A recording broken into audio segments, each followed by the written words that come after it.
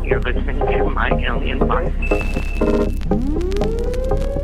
So those kind of speeds exist in our galaxy, and this object came from outside of our solar system. Having a large relative velocity, remember objects in our solar in the galaxy are moving with relative velocities on average of between 200 and 300 kilometers per second, which is much, much faster than any object in our solar system. So any random object that wasn't part of our solar system happened to be traveling in the direction of our solar system, it could easily traverse our solar system with a speed that's incredibly large. It had been tested on lab mice, and it didn't kill them, and so I wasn't really that leery about it. I can see there's a fear on his face. And he took off, we took off. So something was wrong there, man. Something was wrong there, man. They cut into something that they didn't know. They didn't know what was wrong there, man. And there was some problems. My Alien Life is recorded high atop the Northern Rocky Mountains and is heard all over the world, and you can listen everywhere fine podcasts are found. My website is www.myalienlifepodcast.com. There you'll find links to every episode, stories, photos, the My Alien Life Legends page, and much more. Please like, comment, and subscribe, and consider becoming a patron while you're checking out all the content. I'm your host, Cameron Logan. This is My Alien Life, and the podcast starts right now. My Alien Life Podcast.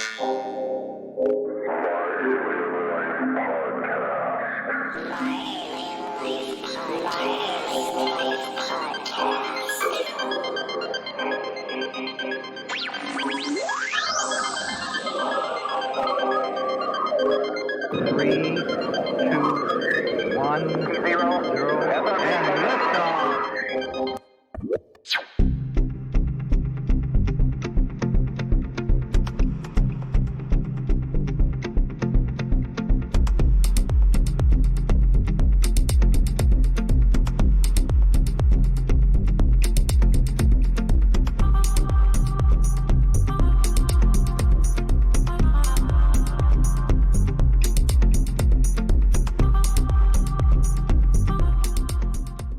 I'm pumped, man. I want to interview you, and I want to do some news. John, I don't know if you knew this, but it's my dream to be a radio host on NPR, and where I would interview famous authors and intellectuals. And John, I'm doing this through you tonight, and I want to thank you for being here. Hey, my pleasure. I love it. My dream was always been to host a podcast about UFOs. So Really? We're in a thing. There's about 500,000, so Okay. I could get you started pretty quick. I actually started in a weekend. I mean, I had some experience, and helped some other people do some other stuff in the past. But I kind of started this because I wanted to do. Well, to be honest, it was an easy way to get a lot of listeners, and because it's a huge. There's a huge listener base, and people. I think people like me. And other people who listen to podcasts, with this topic, they listen to many, not just one or two, but they listen to dozens, I think. So, right. At least that's what I'm hoping. It's growing. And I'm kind of, I'm fascinated with the whole podcast thing because I guess I don't listen to a lot of them. Yours, I listen to yours, which is, well, thank you. You kind of got me into it, but I'm from an older generation, but I love documentaries, and I always love documentaries on, the supernatural, UFOs, and things like that. So it's an interesting, and even old radio shows. Just listening at that late night AM radio, you could sometimes get really interesting things. So I'm fascinated with this whole new subject. It's kind of like documentary. It's like talk radio, but it's so, I don't know. It's just so broad. People just kind of say what they want and talk very freely about. They do. I've been listening to this topic since I'm going to say 19. I think there was a show on the radio, and it was called UFO Report, and it was on in the morning, like at 7:50, like 10 minutes before 8, while I was getting ready for school. And if I'm thinking it was like 19. They talked about Travis Walton. They talked about the Pascagoula UFO incident, and I talk about this endlessly over and over, and I tell this story always. But anyway, I'm just going back and saying that it became something different then, I believe, because just mainstream radio. Northern Montana farmers are listening to the Ag Report, and then boom, they're listening, to some of the same guys that of, that did the Ag Report. I don't know if Taylor Brown and Conrad Burns did it back then, but they did it shortly afterwards. But yeah, they had the Ag Report and then the UFO report. So, hey, Montana and UFOs, why not? Yeah, it's a rich subject. It is great. Right. We led the pack, but you were just on not long ago with our friend who got famous literally overnight by taking a picture of a possible alien out in the woods down in Don Bromley. Don took a hell of a photo down by Deer Lodge, Montana, that was hugely interesting to me because I love to see the way that became such a news story globally so fast. And now it's faster than ever. It is. And funny, it wasn't like he was really seeking. It doesn't sound like he was even seeking that attention. And it just like a brush fire. Right. It ran across the ground and it's all over the place now. Right. So, now I think it reminded me that you had a book coming out, and literally when I was thinking about that, just in a matter of a week or two, your book came out, and I didn't know anything much about it. I heard you talk briefly about it, and you had mentioned it, and I didn't really fully know what it was going to be about. And you know what? I bought it, and it's right here in front of me on, it was in front of me, and that it was on, I bought it on Amazon on Kindle, and which I wanted I wanted actually the paperback, but it was so convenient to grab that on Kindle, and so I started reading it, and I love that. I love, I would rather have the book in my hand, but anyway, John, authors, this is what I want. I'm trying to figure out a question here, but John, authors find their muse, and this is my NPR question, through countless ways. It's always interesting to me to find out what that looks like. So some take long walks and then they go to their study to write. Some love to write in hotel rooms or on a plane. Some like to take a long bath and think about the characters before they put it on paper. I do all of the above. What inspires John Emeigh?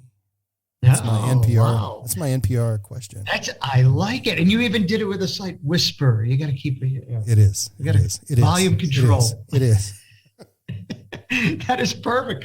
No, interesting. What gets me in writing, and I've always heard this statement, and it really is true. It's kind of a joke when you see a writer sitting there doing nothing, they're working. Right. Because it always begins in the head. It begins in the head. I think with me, my process always does kind of. I don't just do the sit down and look at a blank page and then wait for it to come out. You're going through your daily activities and you're just thinking about it. I guess sort of the way, at least for me, I think about it like you kind of think of a dream you had the night before. Right. And you kind of analyze it in your head. And I'm thinking about these little scenes and ideas of these characters in my head. And I have to kind of develop them in, just quietly in my head, just kind of develop their, I got to give them a backstory and they got to almost kind of seem real to me. And then I can go and then I'm like, okay, now let me get, when I'm done doing all my work here, obviously I have a day job and then I run into my den, my quiet den, turn on my computer and just start telling that story. At least getting it down on paper. But you spend time with these characters in your head till they become realistic to you. And if they work on, if I do it right, then they stay in the book, or they stay on the page. And hopefully they work for the reader. Well, obviously it's a UFO book, and that's why you're here. It's called The Jesus Fish UFO, and we'll get more into the book later. I kind of want to, I never got a real chance to ever find out about you, and I want to find out about you more. Sure. But, you know, one of the things that I think, you know, I've always been like this big writer, and I write things down, and you can, the funny thing is, and I'm going to show people later this someday, but, I used to write like I had a lot of kids' books when I was growing up, and my parents read to me. So there's always like 2 pages of white space in the front and the back, and I'd fill those, and I still have them. And, you know, a lot of the time, you know, prior to when I was 4 or 5 years old, it was the same 2 words, same 3 words. I'd write them over and over and over again. But, you know, I used to write there. And I think one of the things that I do and I like is, you know, anytime I'm out walking around, you know, I'm thinking about writing, even though I don't do it like all the time, I'm thinking about it. And it never goes away. So do you find yourself, you know, cause you're a busy guy, so you do all these stories, you're out in the field. So, you know, I saw you did a bunch of clips that are on Facebook, and it shows you doing the beginning of the news story, and there's some bloopers, whatever. But you know, you're out there. To me, it looks like you're out there all by yourself. Are you out there by yourself? I tend to be. You know, I'm my cameraman. Right. I sometimes get help if I need some complex stories, or some help. I might get one of our staff members to come out and help me. But yeah, I tend to be just there, my camera and my tripod, and I try to capture the news, you know. And I see that here, you know, they're, you know, local Kalispell news people, you know, there's a lady out on the corner, and she's doing, you know, setting up the camera. And I think that's pretty cool. Whereas back, you know, I don't know if it was always like that, because a lot of times I used to see 2 people often. And so when you're doing that, I guess the point I was making is, you know, are you writing a book when you're out there alone? And obviously you have to think about your work too, but. Yeah. Oh yeah. I mean, you find stories happen all over. I mean, I can, if I'm out jogging in the morning, I may, you know, I think that's the thing about me is, I think I've always been a writer. I think just like what you were just describing, since I was a kid, I think I just have this tendency to embellish and make up, what if this person did this? Somebody comes into the room. I think I did this ever since I was a kid, you know, or we'd be having Thanksgiving dinner, and I'd be thinking, what if grandma just all of a sudden grabbed the gravy and dumped it all over her lap or something? You know, like I would have these fun little scenarios in my head. And I think as I grew up and started writing on my own, I'm like, oh, I'm just being a writer. I'm not being crazy. I'm always creating a scenario. And I think creative people do that. Right. They think, what if? So yeah, it's possible when I'm having a very intelligent discussion with somebody, maybe now they're going to know, maybe I'm thinking of them, you know, pulling out lipstick and drawing all over their face. You know, I'm always going to create something. It usually is something funny.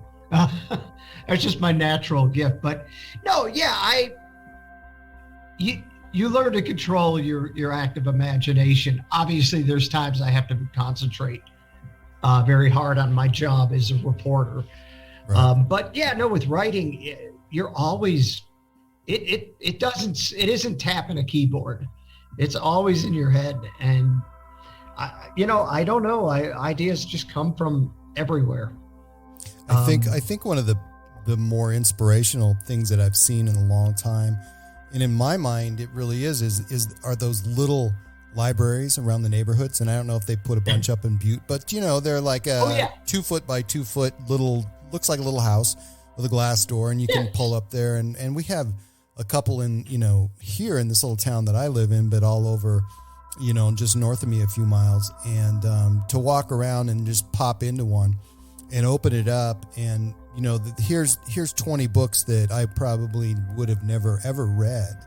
Right. And you know, I'm going through each one. I love first sentences always, and you know, and I'll pull it open and just see what it looks like. And, if I kind of like the beat of it, I'll grab one, and I don't always grab one, but, I'll go on a walk and if there's something new in there. And unfortunately, the one down the street from me, they're the same books probably the past year. And I've been taking one and put one back. And, but that's a cool thing. I mean, that's really an amazing idea by somebody. I had no idea where those came from. Yeah, I think, it's a small town thing. Right.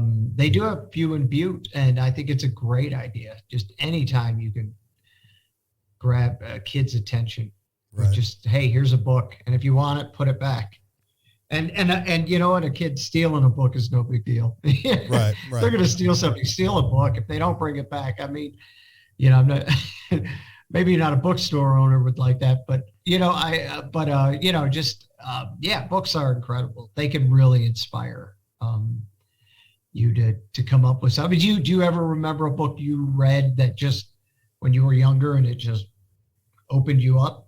Yeah, I had, there was one called My Side of the Mountain, and it's about this kid who basically came from a big family, and it was a bit too much for him. So he's in the Catskill Mountains, and he went out there and lived alone and carved into this tree and built a tree house. And so that was kind of in the back of my mind all the time. Like I could make it escape, That's great. My Side of the Mountain. I had to write that down. No, right.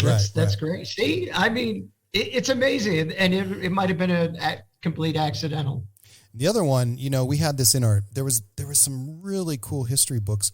And I think of that now, and they probably, I will probably have looked at them several times in my adulthood, but in my tiny, tiny library of my tiny, tiny town school that I went to, Chariots of the Gods was there. And I probably read that 15 times. And then they had the book person that came to school, and I don't remember what that was even called or what that and why that was, but you basically got a sheet of books and you'd take it home and come back the next day, and this guy was in the library or lady was in the library with about 200 books, and you could pick a couple of books at bargain rate prices. Your parents gave you some money, and that was cool. Van Daniken, the Chariots of the Gods. I mean, that's kind of one of those books that I remember as a kid. Right. It was powerful. It was way different than anything else, though. At the time. And it really was the genesis of UFO thinking. It's funny. I was, because before I discovered literature, because I was never really into like wanting to read Charlotte's Web or Lion Witch in the Wardrobe, which I know are amazing books. I liked reading books about, old sports stars like Pele and Jim Plunkett, whatever. And also I loved ghosts and UFOs and again, Chariots of the Gods. And I remember going into the library as a kid and saying, I'm looking for a book on UFOs and I mean, I was probably like, first grade or something. I don't know what. It was our little school library. And I want to read UFOs and ghost and Bigfoot, where is that section? Yeah, where was it? It's very small. The librarian, she said, I remember her very, very, she just looked at me very blankly and said, that would be in the occult section. And I go, oh, okay, occult. And from that day on, and I found it, and it had occult, and I read everything in it. And to me, the word occult meant awesome. Right. As a kid, that at word first it was a little scary, and then to me, then it was like, wow. And most people say, "Oh, occult," that's occult. And when I hear the word, I think, that's like the best place to be. I don't want to join in a cult, but the occult is awesome. Right. I just and maybe she was trying to make me feel like I was some sort of sinner, but I went and yes, everything in the occult section in those days, and we're talking, this was the 70s. That would have been late 70s. That would have been, they put all the supernatural and ghost and UFO in an occult section. Now, today, I mean, any library or any bookstore, they're very specific, spirituality, supernatural, UFOs, they're very specific on it. But that was kind of the dark end of the library, of course, and that's where I would hang out and read everything on it. That has always been fascinating to me, that subject. Well, the cool thing about it is, to me, in my mind, why that was so important, why that little section of the library was so important, was because to me, there was a lot of, I wouldn't even say gray area, a lot of dark area, things that will never, ever get cleared up, be proven, there's not going to be 10 people that are going to have the same conclusion. They're not going to agree upon it, and it's going to go on forever. And I believe that. And to me, that's frustrating, but it's still the best part. Oh yeah. Oh, of course. I mean, it's all about opening your mind. Nothing opens your mind more than supernatural ideas, and you can get very creative with it, which brought me into, I love anything I write to throw a little, just throw a little supernatural into it with just because to me, that's the fascinating thing about life, that those unknowns. I think one of the things that stuck out, so my side of the mountain, Chariots of the Gods, but in my mind, I think about this, and I've thought about it a million times in the last how many years, and it's Chariots of the Gods, and there's one sentence that just pops out into my mind every time I think about it. We are the descendants of galactic pioneers. And wow. That's a big thing to say right there. And especially then. And wow. Nobody said, you're full of shit to Eric. I mean, nobody did. Right, of course not. And he's the kind of guy who can pull that off. Not everybody can say that and make it last and make it work, make it sound convincing, and then give it the believability that would allow it to last for the decades that it has. Oh yeah. I mean, he's the godfather of the ancient alien. I mean, he invented that whole genre, and it's said now. People say the word ancient alien and understand it today. People talked about aliens back in the day, but when he wrote that book, that was really just groundbreaking. And now it's part of the lexicon. It's become even kind of a joke, a meme. But if it wasn't for him, Eric, it wouldn't have happened. And it lasts because whether you can agree with him or not, he made a heck of a point.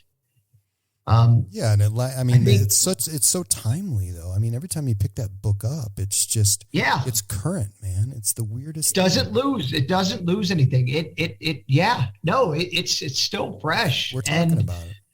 I think him and Stanton Freeman is another great pioneer with his work on Roswell.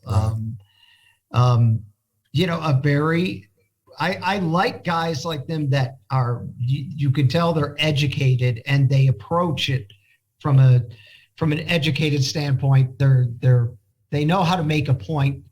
They can debate a point from a scholastic point of view, and it really I think guys like that, researchers, and that both of them, Stanton Freeman died I think 2 years ago, but they both made very good they gave credibility to a very to an issue that gets a lot of controversy and also plenty of ridicule.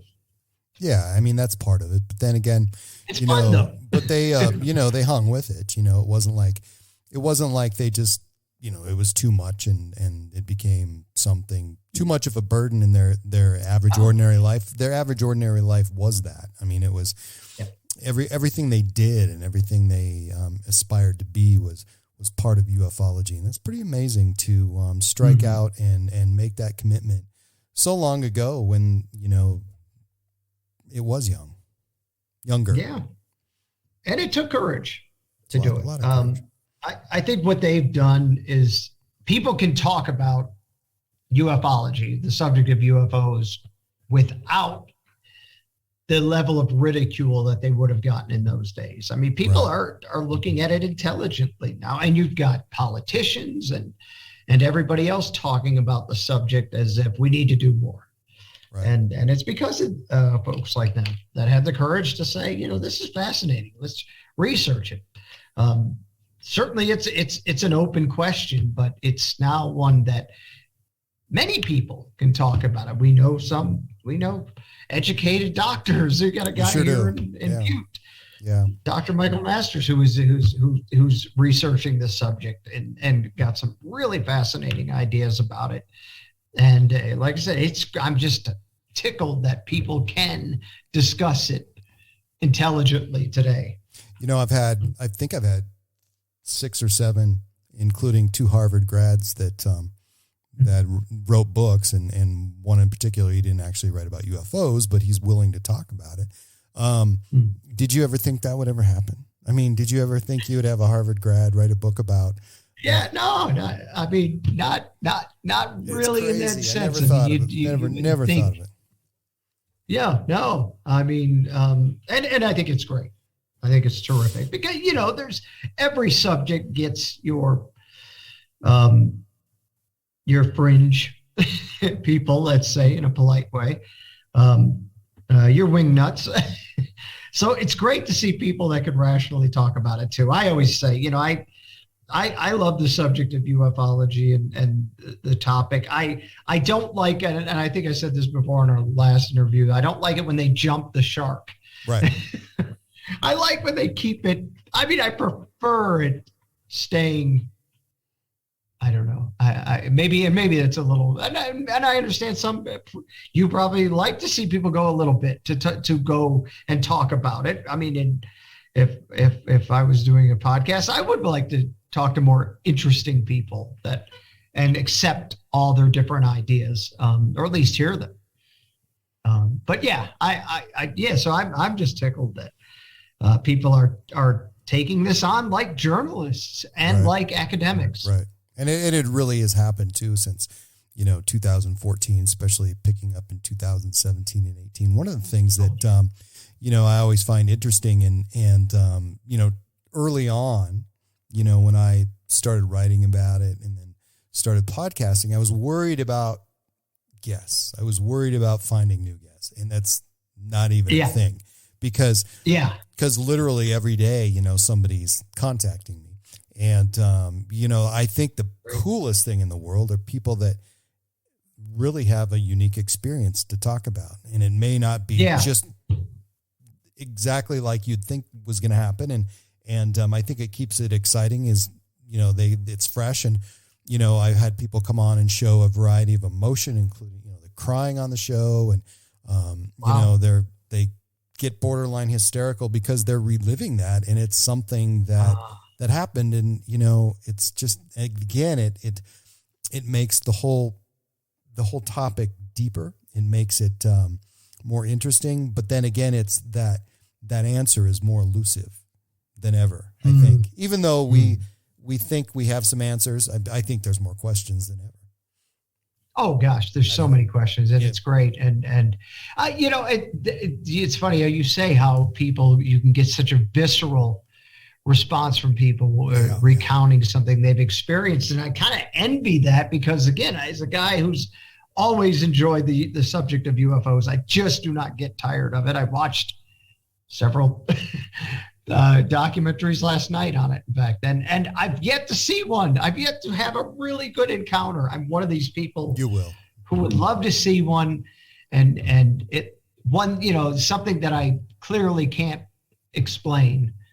And I have a feeling it must be very powerful to a person when they experience something that is beyond what they normally see. Here's something for you to think about. I'm taking a group up on the High Line near the Canadian border, just right off about 4 miles off I-15 on Memorial Day, including a shaman. And so we're basically just going, not to try to make something happen, but just because we know that it's a good spot. And and I want to, take just a variety of people there.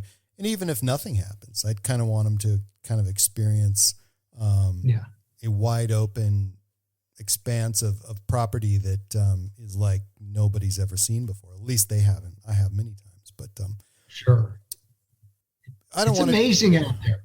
It is amazing out there. And I mean, Don Bromley, I mean, an incredible story. And the guy, spends a lot of time out in the woods. It's just a matter of time. So I didn't tell him that, but well, something you said before, I think when we last talked, that struck me. Cause I always say, when I walk outside at night to take the trash out, I look up at the stars. I look up for something. And you said, try during the daytime. Right.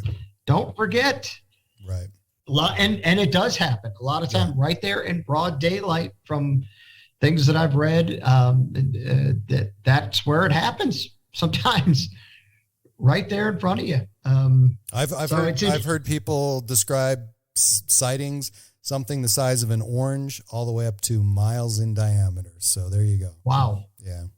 Yeah.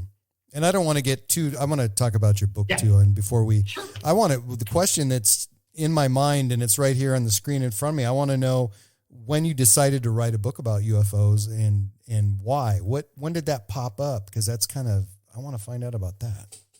Well, that happened a few years ago. That was it. I actually got the idea probably over 15 years ago. It was before I came to Montana. And I've been writing, a big thing about this book is it's about this town, this very oppressive, very religiously oppressive kind of a town where people are very conservative and don't like a lot of newfangled ideas. And it's kind of loosely based on a town that my first job that I worked at in Louisiana. Mm-hmm. I think I've worked in the only dry parish in the state. Wow, I didn't know which was amazing. Yeah. I was just out of college, needed a job, took it, and I kept saying to myself, after a few months in this town, I thought, I am writing a book about this place someday. And, years later, moved on. And it was probably about, 16, 17 years ago, I had this thought. I'd already written another novel that I never even bothered to publish. It was lousy, but it was my first time sitting down and writing something. And it just struck me thinking, why not write about, like I said, I would write what write about this little town. And what else do I love? UFOs. And it just hit me that, you put these two, you take a town that doesn't like outsiders, that likes to kind of take its flock and keep them and protect them from the sinful, evil world. And then you add UFO sightings in it. And when I had that moment, it was a eureka moment. I said, there's a novel in this. Let's take these two extreme events and throw them together. And that's when it built on itself. That's when the little acorns, the little characters just started popping up. Some of them based on people I know, some of them not, but and that was the idea. I thought I could write about UFOs, which I love. I can write about, and again, I don't want people to think this isn't like science fiction. I guess it is. But it wasn't about like aliens. And I'm fascinated with the mystery of it all. Right. I wrote it from the thing like, do we know? In fact, I was doing my book signing, 2 weeks ago, and it hit me just before it. And I was telling the group there at Isle of Books and Books in Butte that, I never realized, but it's a mystery. Maybe not genre mystery that people are used to, but I kind of realized I think my book is kind of a mystery. Right. Because we're trying to figure out what is going on this whole time, and bringing these characters together, which is sort of the premise of the book, which comes down to that thing. I write about a town that's kind of run by, although it has political leaders, it's the church leaders that run the town, that influence the people, that influence the politicians. We're talking about a very small parochial kind of town that doesn't like the outside world, the bad influence of it. And you got people protecting their flock. And then you get these UFO sightings that start happening, kind of like a Roswell, like what have the attention Roswell has gotten over the years. It's become a UFO.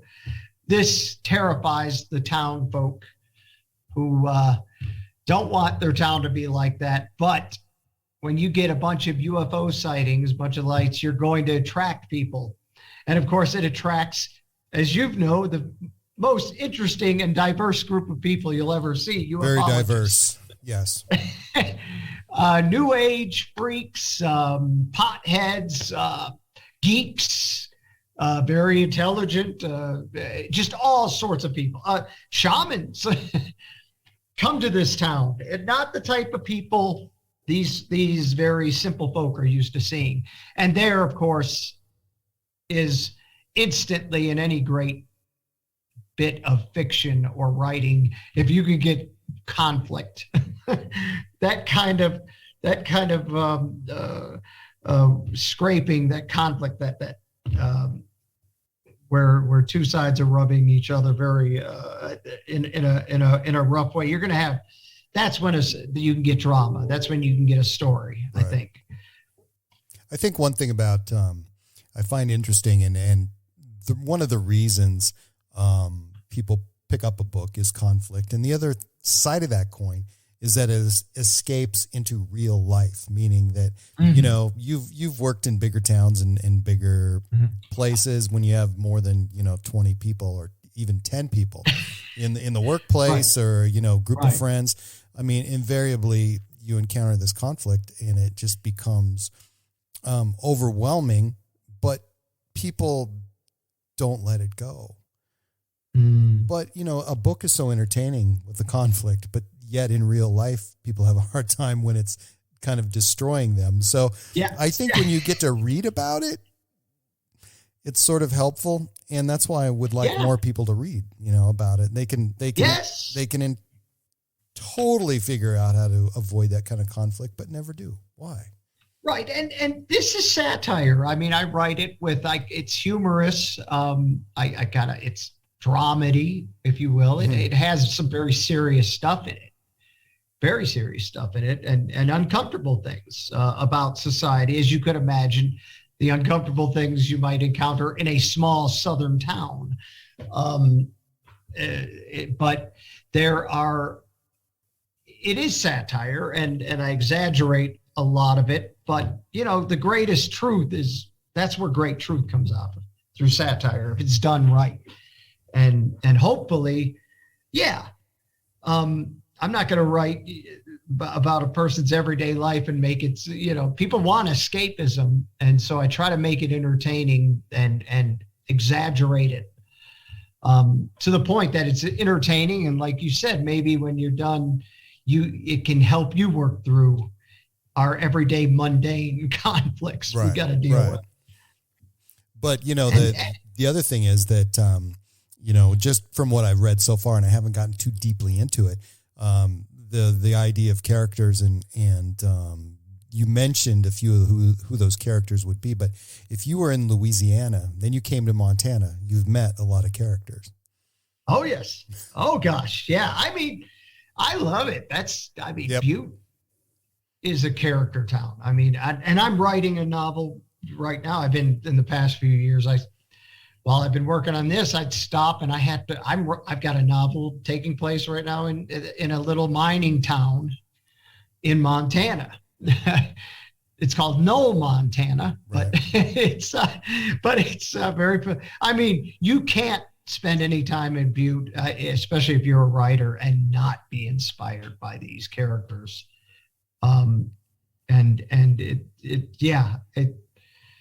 It's just amazing. They're incredible people, and all over Montana. They're just people that think a little different, and they're just, it's a wealth. It's literally a mother load of characters that you could and situations that you could go into.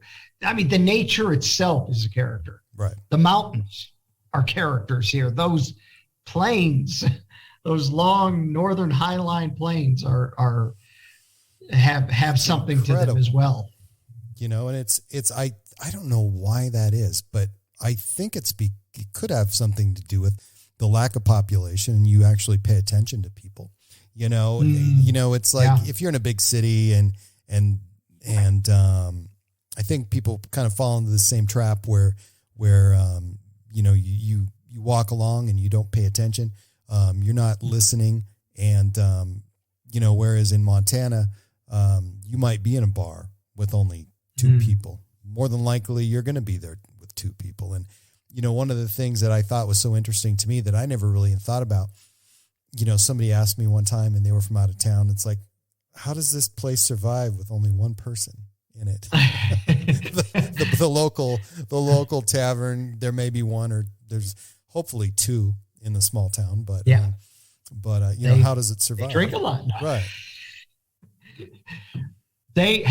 Montanans are survivors. How do you survive a winter here?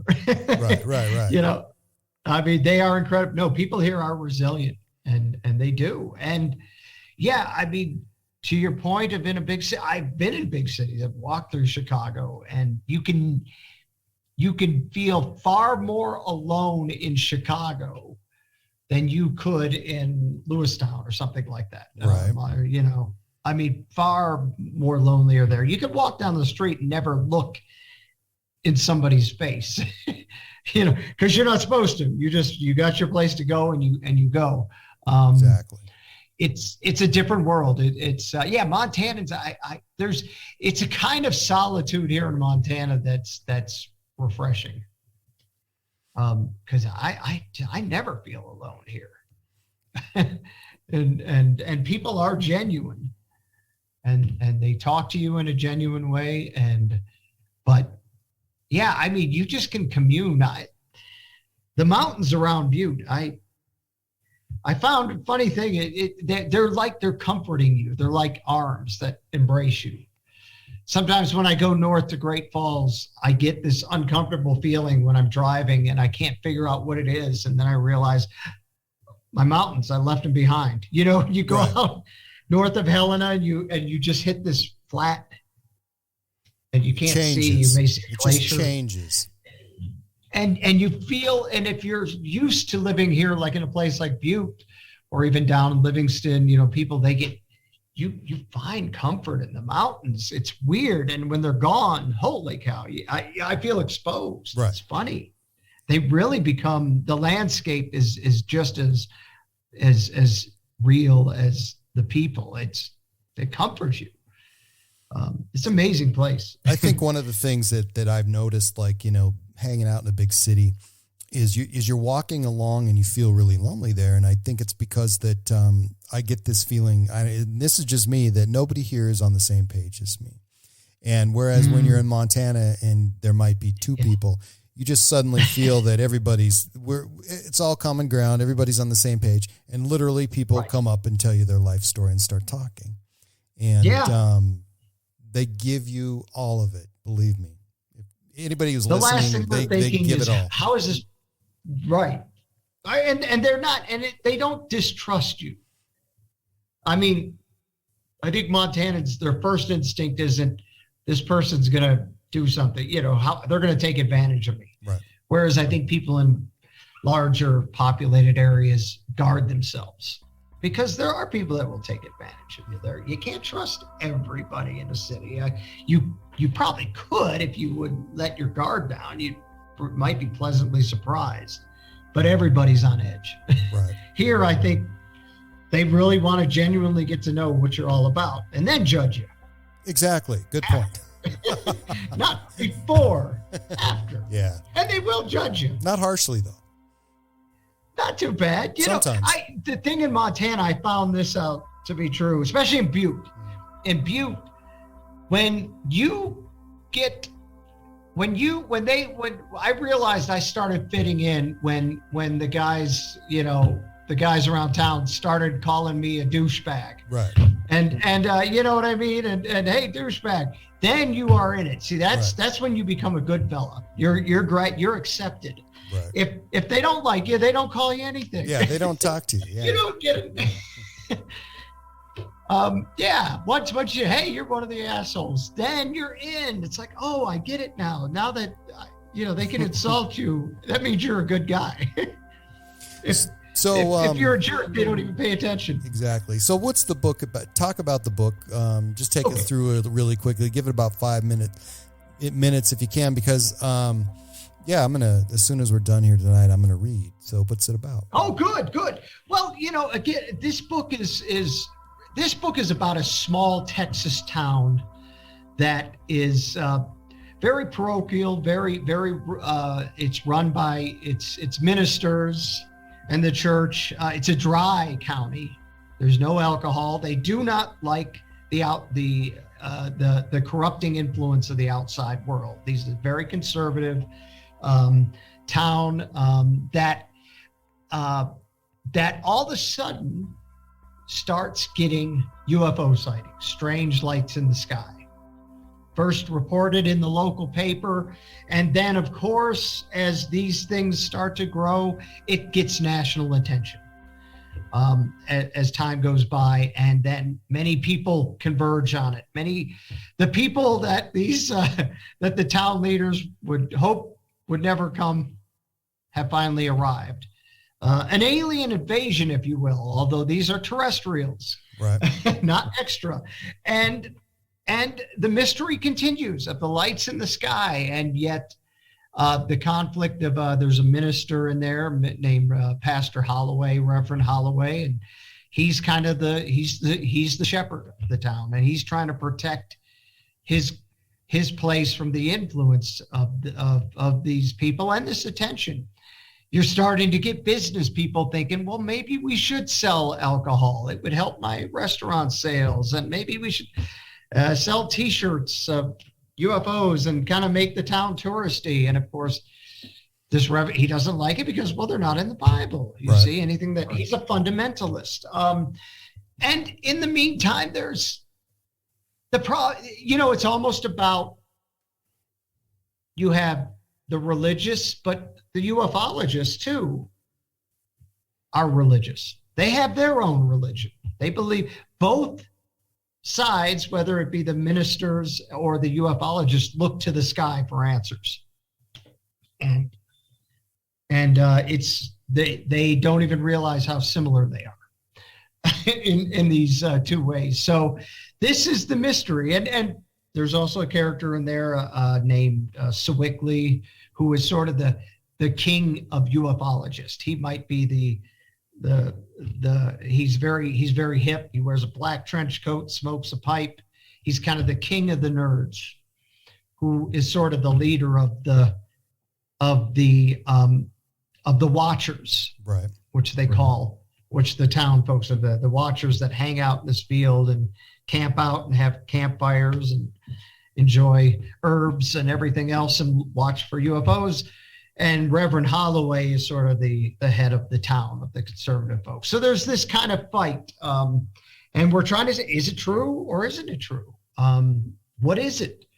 And of course, there's a young man in there, a young boy in there, who sort of feels the crunch of the religious oppression. And he wants to discover, his father had died a few years ago. His mother won't tell him why. And he wants to learn the mystery of what happened to his father. A very humanistic conflict in the midst of a very nebulous conflict. So that's the gist of it.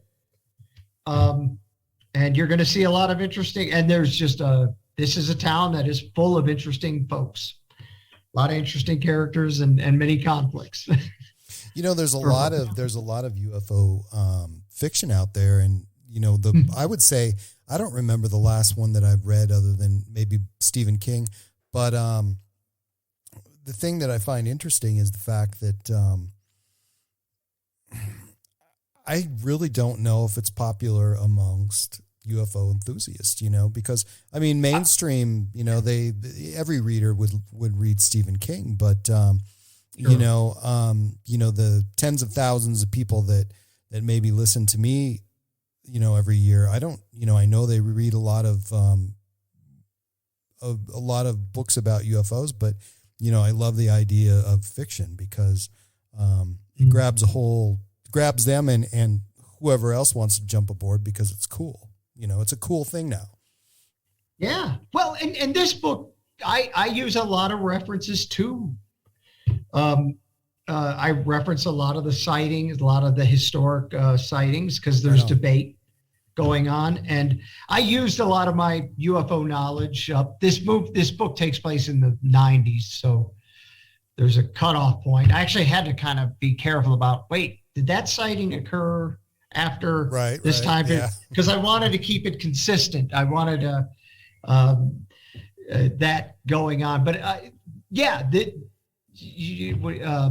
just want to keep it consistent to the time period. I had to do that a lot in that book. Wait, did a cell phone have that technology in the day? No, it didn't. And so, but yeah, I reference a lot of the UFO interesting theories and sightings in it, just because it's fascinating to me. So I don't know. Yeah, I wonder what the UFO community will think about it, because it's a drama, but it's with humor, and I just find that I'm fascinated with belief and what people, how they use their faith, and truly UFO people have a faith. I believe in it. Absolutely. And I like to think of myself as very rational, but at the end of the day, I'm dealing with a lot of, I'm just putting a lot of what I believe in about UFOs, which again, I'm a UFO guy. I think they are real. I'm looking for proof, but it does come down to a sort of faith. Yeah. and I could, I kind of got a feeling also about how religious people, preachers, or people that believe in, whether they're Christian or Jewish, or whatever, but they have to use a sort of faith too. And it's something celestial. It's extraterrestrial. I always say, there's nothing more supernatural than Catholicism. Well, and ufology and religion, and I'm not just saying Christianity, are being combined. No, there's religion. A lot of people who combine the two things, and so there's that. And we talked at the beginning about ancient, the spiritual, and ancient aliens, and the implications of we are our own ancestors, or we are our own extraterrestrial ancestors, and I grew up at a time, I'm 52 now, I spent, I was born in Detroit, Michigan, but I spent kind of my formative years in Baton Rouge and Louisiana. And as a person who loved the supernatural and UFOs, I got a lot of conflict from fundamentalists who said, that was the devil lying to me. Right. So I think a lot of that comes out in my book, right.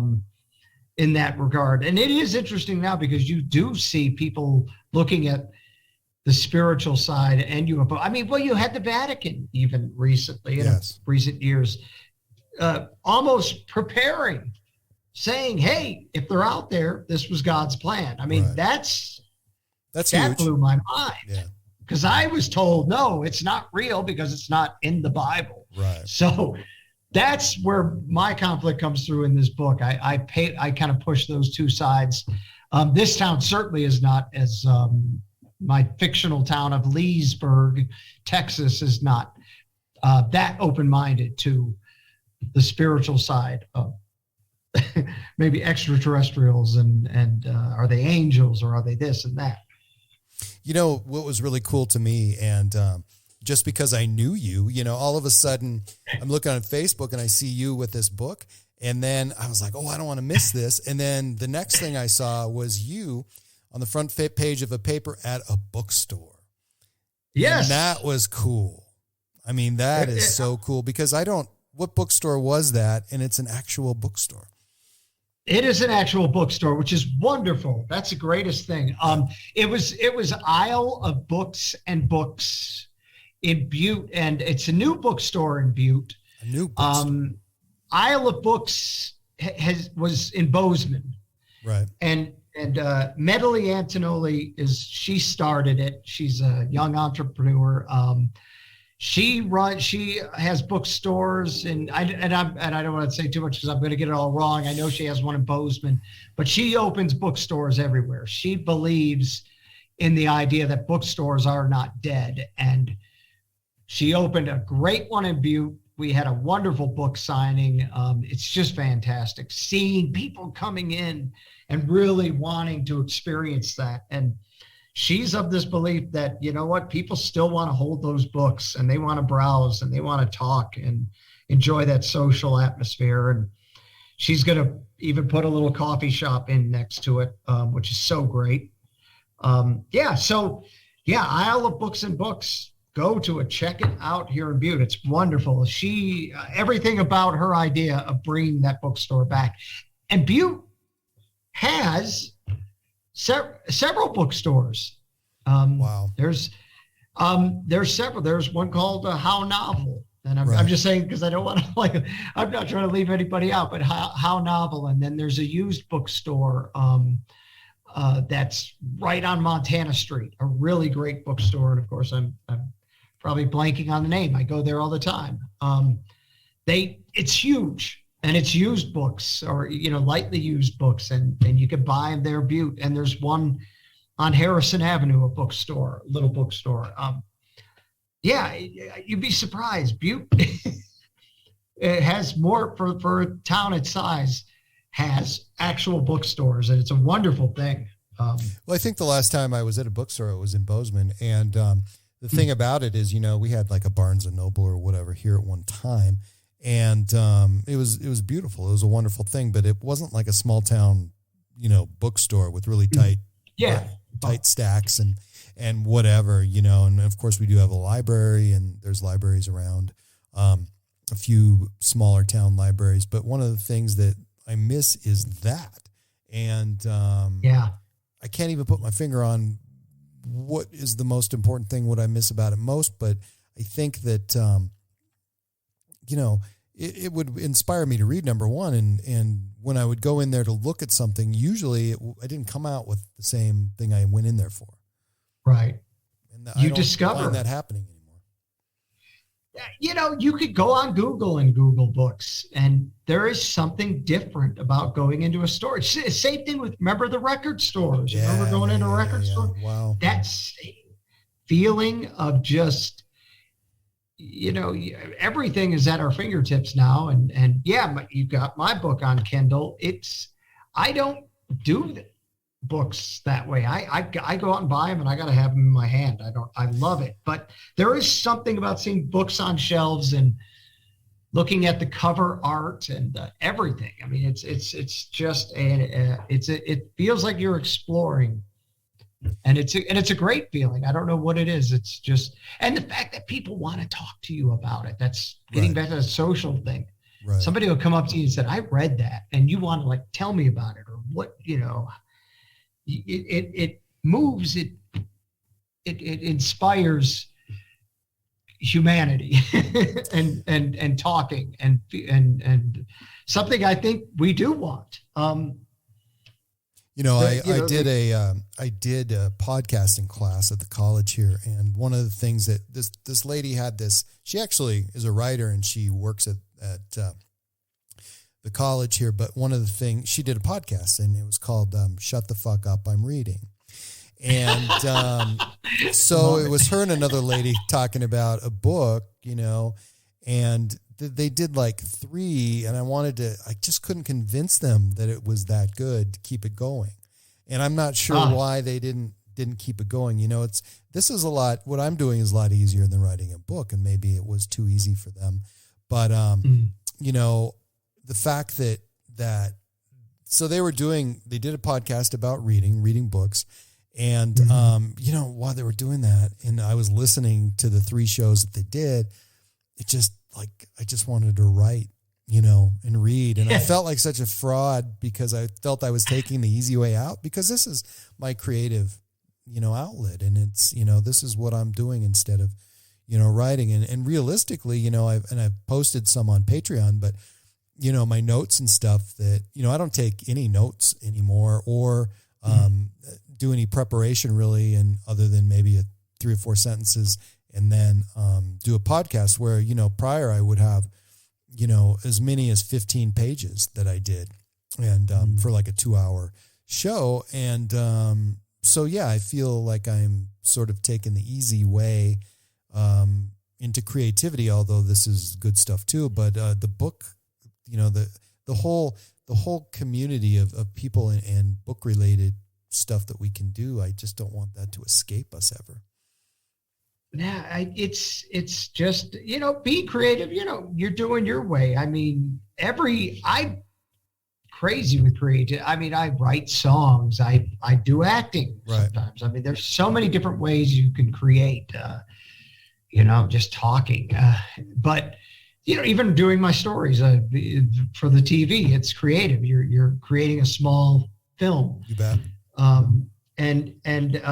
Writing is just different. It's another thing. And it's a lonely profession. I'll say that. It's not, you don't get instant gratification, right? But you really have to be comfortable in your own self. But there's a catharsis to it to let it out. But, when I was at my book signing, a person said to me, they were like, when do you, they were fascinated. She said to me, like, how do you even find the time to do that? Right. With everything you do on the news? And I thought, that's what probably the difference between what I call creatives, people like yourself who make something out of nothing,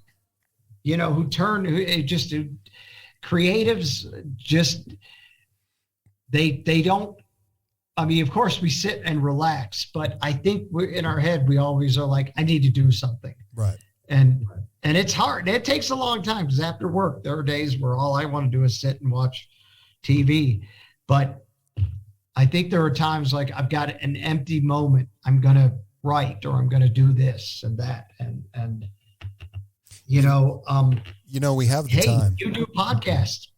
You're doing something. We have the time. And, it made something that really hit home with me on Sunday. And I was listening to an NPR show. I think it was This American Life. And they had an author there. And the author, I think he was about 47 years old. So he wanted to do write a book about what it looks like for people to function now without technology. So, and it literally took him 3 months to start the book, because he put everything away, and he had a steel box with a lock on it. So he put everything in the box, and it took him 3 months to finally reach a spot where he could actually write, because, it was just killing him at first, not to have the cell phone. And they are huge. They're distracting, but they're also time wasters. And of course, I'm like, if I want to waste some time, that's what I do. I was doing 6 or 7 advertisements for one podcast, posters and, just all over, and it made a difference, but, it wasn't what I was loving, about it. This is what I love about it. But, it was a huge time waster, but there's that.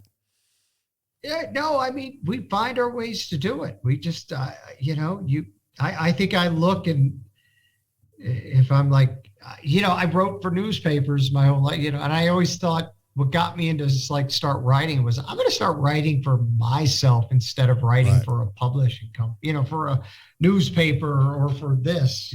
It's like, this is what I do. I'm going to do it myself. And I think I just remind myself, one thing about doing nothing ever gets done. So you have to get up. Exactly. And you just got to do it. Yeah. You've got to get up and make it happen. And nothing happens overnight. It happens every day. Right. You just find your time to do it and do it. We got 3 minutes. I want to ask you a couple of questions that go for it. Yeah, just about you. So, I like when you do the news, and I like the stories that you know, I don't get to see the whole newscast. So if I want to see you, I kind of have to run into it by accident. I have to be in Butte or whatever. But to me, you look like somebody that can turn it on at any time. Can you interview anyone at any time? Can you just turn it on and just go for it? Yeah. Is it easy? I think so. Yeah. I mean, there are times I have a bad day or I'm feeling a little off, and I just, rarely. I mean, I know when to go on. I just know when to be on. But it seems more like a conversation with you, though. I can't put my finger on what's different, because it's just, you know, I just don't like what news has become. And I'm not talking about CNN or Fox or whatever. I'm talking about, you know, local news, because a lot of times it's just a stepping stone. And once we start liking somebody, they're gone. Is that true? Right. No. Yeah. I mean, I plan to stay in Butte. They got me, they hired me from a newspaper, because when they hired me here, they said, do you want to stay in Butte? And I said, yes. I said, well, that's what we want. Somebody who knows the town, because they didn't want somebody keep cycling through. And when I got onto television, I just said, I'm going to tell a story. I'm not going to adopt a TV voice and do this. Hello, I'm John Emeigh. I said, I'm going to tell the story the same way I tell it to the guys at the bar or at the cafe or at the bookstore. You know, I'm just going to speak like I speak and do that. That was my one thing I just said, because I didn't know much about broadcasting. All I knew was journalism, and I'm just going to tell it the way I tell it. And I've been so blessed, because it seems like people really, they like the style. Whatever I'm doing, they like it. And I have fun with things too. So, you know, I think one of the big compliments is when people that, you know, that don't know me, that watch TV, and they ask like a colleague, and they say, what's John like? And they said, he's just like what you see on television. So, right. For sure. Like when you talk about turning it on or getting on, you know, maybe I am just the way I am. Certainly I may have a bad day where I'm not feeling great on it. I have to like just kick myself in the ass and say, do your job. But I just try to be as genuine as possible. And I know I know I'm not talking to a camera. When I look at the camera, I know there's maybe 1,000. I know there's thousands of people on the other side. I try to not look at the lens. I tell young reporters, don't look at the lens of the camera. Look at the people that are behind that lens. And remember, you're talking to them. And that's where when I'm telling a story to the camera, I want, you know, I realize there's people I'm talking to. I'm not just reciting facts.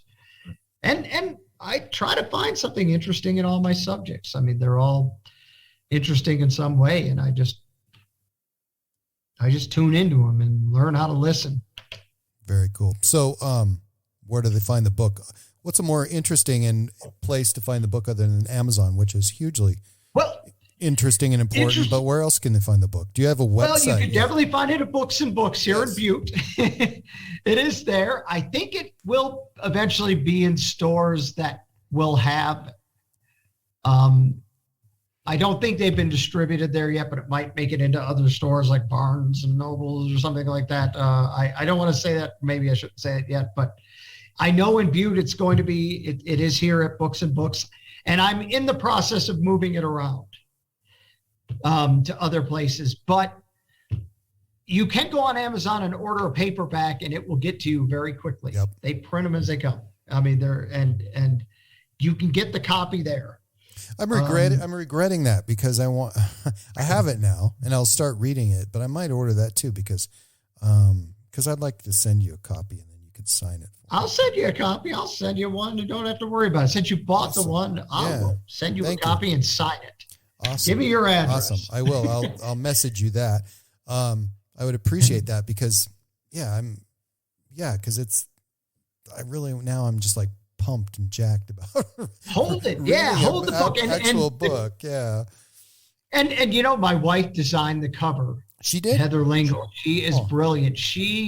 I had the idea of what I thought, and she went in there and came up with it and designed it.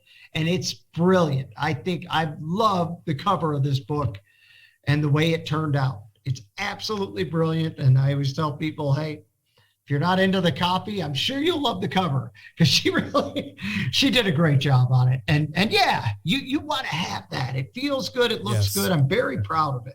I thought she just did a tremendous job. So definitely, I'll get you a copy of it. Right. Since you've already got the print one. I will. Don't even worry about it. You've been a good guy. Thank you. You get one. What about, so you're on Facebook, where else?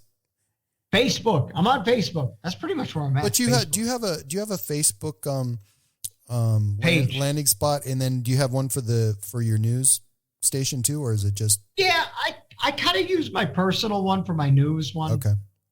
Facebook, and then I have John Emeigh's author page, which is there. So I've been kind of going on there, and it's cool because I even have I might replay it, but we made a trailer for the book. And if you go on John Emeigh author page and scroll down a little bit, I try to put little things in there, but there's an actual trailer where we did a little skit to kind of promote the book. Cool. And that's Emeigh, by the way. Yes, Emeigh, pronounced Amy, common spell. No, John Emeigh. Look, Jesus Fish UFO is the title of the book. So I had it. This isn't even interesting, but it's funny to me because I had at one time, and I've been thinking this job I had, and it was like 1997 and maybe 6 years prior. For some reason, me and a couple of employees out everywhere, you could see different cars. They would have a different Jesus fish. Like there's a Jesus fish that had like Darwin written in the middle of it, and the Jesus fish had legs. And so we started like doing this search, and it was like a big deal because for some reason at that particular time, everybody had these different Jesus fishes, and I think they were getting them at bookstores or at the mall somewhere. But it was funny. So when I saw that name, I liked the name immediately. So you got it. Of course, it's also known as an Ixu, right? The old Greek. I'm glad. See, what some people, when you say Jesus fish story, what is that? Right. Most people know what it is. Some people do, some don't. I've always said, oh, there's a car with a Jesus fish on it, and when I came up with the title, I never even thought that was going to be the title of the book. I just had this image in my head of a UFO with an Ixuth on it with a Jesus fish in my head, because of the conflict between religion and ufology. And I just sort of named my book, that Jesus Fish UFO book. And then I ran into there's a great author, a Montana author, Dave Abrams, who wrote a lot of great stuff, Bobbit, Brave Deeds, great author. And he asked me about my book when I was writing it. And I think I had it written in a corner. He was looking over some pages for me. And I said, he goes, that's the title? And I go, well, that's just a working thing. I just call it Jesus Fish UFO because I can't think. And he goes, that's your title. He said, you don't change that. So that is going to grab a reader. Yep. So I have him to thank for saying, okay, that's the title. So what would you like somebody to ask you that they haven't asked yet? Oh, gosh. It could be about anything. Wow. What a question. Thank you. I don't know. I like to interview people. I'm a people person. You do it. That's a good. What would I like you to? Gosh almighty. Got me in a spot about the book, maybe, right? Anything. How